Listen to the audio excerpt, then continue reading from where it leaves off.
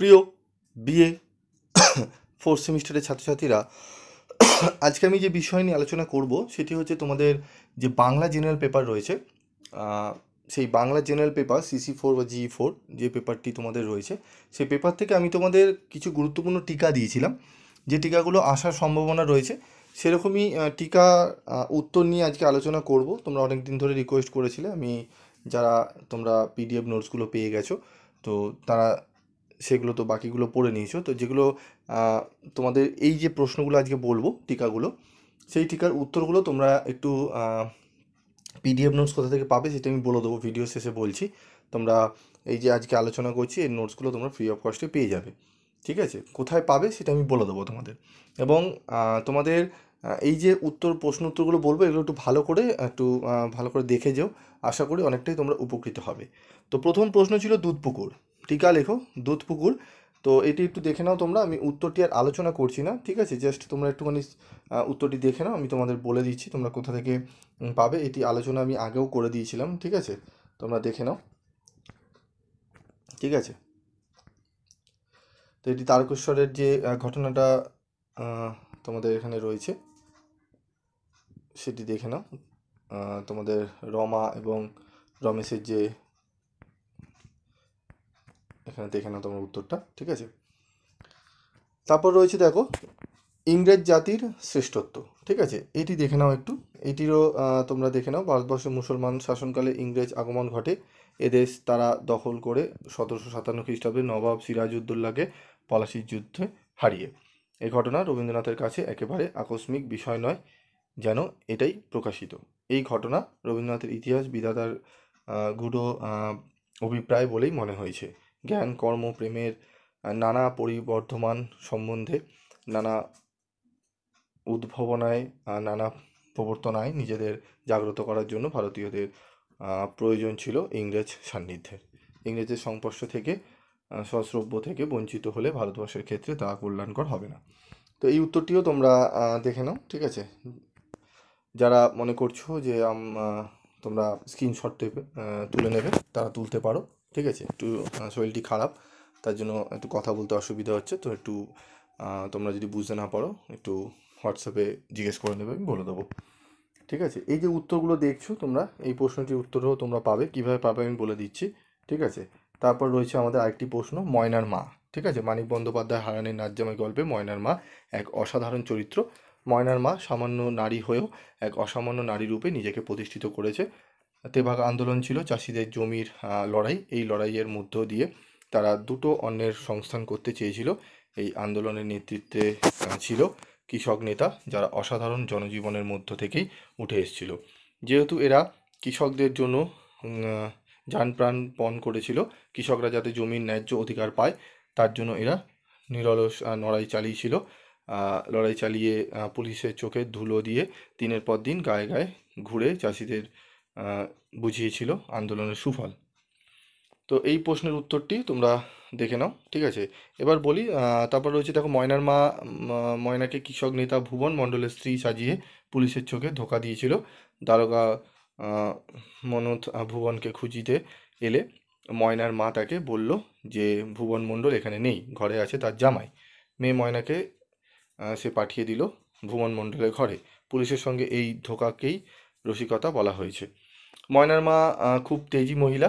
কদিন আগে গায়ে পুলিশ এলে সে মেয়ের দল নিয়ে ঝাঁটা হাতে পুলিশকে তাড়া করে গায়ে সীমানা পার করে দিয়েছিল, ঠিক আছে? তো এই চরিত্রগুলো অনেকটাই বড় চরিত্র, তো 5 নম্বরে যেহেতু আসবে টিকা হিসাবে, যতটা তোমাদের পড়া রয়েছে তোমরা তো আলাদা করে পড়েছো, আর যাদের পড়া নেই তারা এই উত্তরটা ভালো করে বুঝে এখান থেকেও তোমরা চাইলে ছোটও করতে পারো, তবে বেশি ছোট করবে না। এর থেকে একটু পয়েন্টস বাড়াতে চাইলেও তোমরা বাড়াতে পারো, তবে অতিরিক্ত বাড়িয়ে লিখবে না, টিকা তো বেশি বাড়িয়ে লেখার কোনো প্রয়োজন নেই, ঠিক আছে?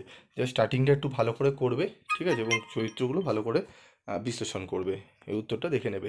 এবার বলি, এই যে তিনটে তোমরা টিকা দেখছো, এই উত্তরটি আমি তোমাদের দেখালাম, এর PDF নোটস তোমরা কোথায় পাবে? তোমরা PB স্টাডি ক্লাসের যে চ্যানেল রয়েছে, আমাদের গ্রুপ রয়েছে, চ্যানেলের গ্রুপ, সেই গ্রুপে যারা অজস্র স্টুডেন্ট রয়েছে সেখানে, ঠিক আছে, এবং আমাদের বিগত 4-5 বছর ধরে এটি রয়েছে, আমাদের নতুন নয়, কাউকে দেখে আমরা এগুলো করি না, ঠিক আছে। আর একটা জিনিস তোমাদের বলি, দেখো ফ্রি অফ কস্টে আমি যদি দেওয়া শুরু করি, আমি ফ্রি অফ কস্টে দিতে পারি, কারণ আমার এখান থেকে যে রেমুনারেশন হয় আমার এইটা আমার একটা অন্য কাজেই যায়, ঠিক আছে, সেটিও যায়, সেটি আমি কোনো সময় প্রকাশ করি না, ঠিক আছে। আমার যারা হ্যান্ডিক্যাপ যারা ছাত্রছাত্রীরা রয়েছে অনেক জায়গায়, সেখানে আমাকে এই টাকাটা সেখানে দিতে যেতে হয়। তো অসুবিধার কিছু নেই, আমার এখান থেকে যে ইনকামগুলো হয় সেগুলো নিয়ে আমার কোনো, আমার যেখান থেকে আসে অফলাইনে এবং আলাদা যে সোর্সগুলো আছে সেখান থেকে আমার অনায়াসে হয়ে যায়।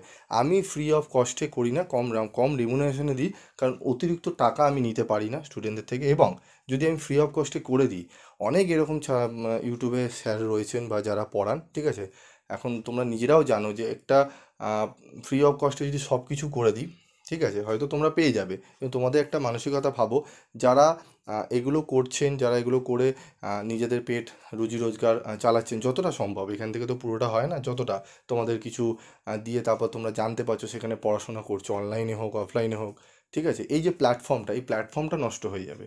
তাহলে তারা কি করবেন, তারাও এই সমস্ত যারা এইগুলো করে আহ, যারা টোটালি এর ওপর ভরসা, ঠিক আছে, যারা টিউশনি করেই টোটালটা চালান, তাদের জন্য খুবই একটা অসুবিধা হবে।